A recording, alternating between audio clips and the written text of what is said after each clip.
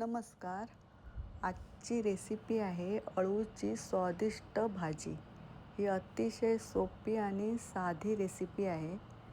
तुम्ही अशी रेसिपी करून पहा.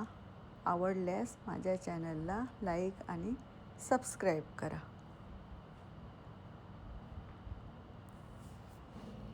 हे आमच्या बागेतलं अळू आहे बघा. हे आता मी स्वच्छ 2 ते 3 पाण्यात धुवून घेणार आहे.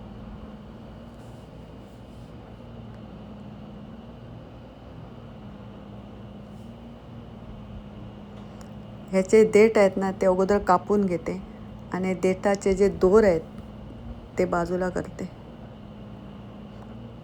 हे जे दोर आहेत ना ते भाजीत टाकले ना तर ती भाजी कचकचीत लागते, म्हणून हे सर्व दोर काढावे लागतात.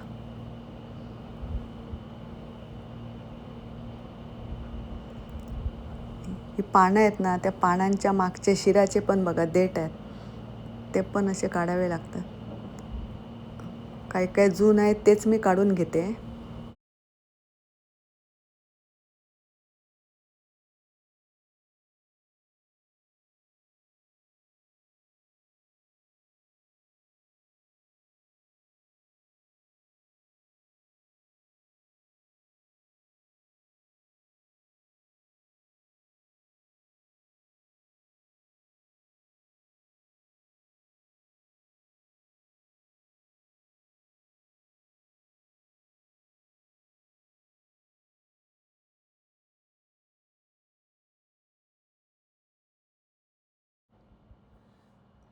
ही भाजी मी विळीवर बारीक चिरून घेते.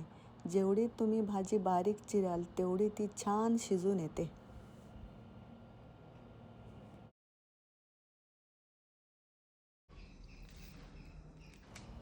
हा एक बारीक चिरलेला कांदा आहे ना तो पण मी अळूच्या भाजीबरोबर शिजवून घेणार आहे.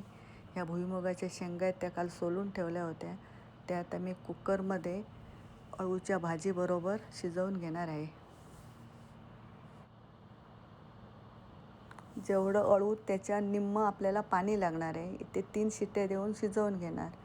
इकडे खोबरं तोपर्यंत मी जाडसर वाटून घेतलेलं आहे. इकडे 12 लसणीच्या पाकळ्या आणि 2 हिरव्या मिरच्या. इकडे कढईत तेल गरम झालं की हे बघा 2 मिरच्या आणि ह्या लसणीच्या पाकळ्या भाजून घेते.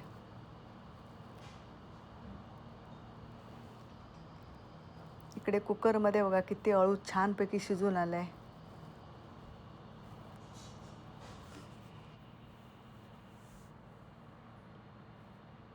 भुईमुगाचे शेंगदाणे बघा छान शिजून आले. आता मालवणी मसाला टाकते. हळद, चवीपुरतं मीठ आणि साखर किंवा गूळ टाकला तरी चालेल. मी इथे साखर टाकते आणि मला चिंच टाकायची आहे बघा.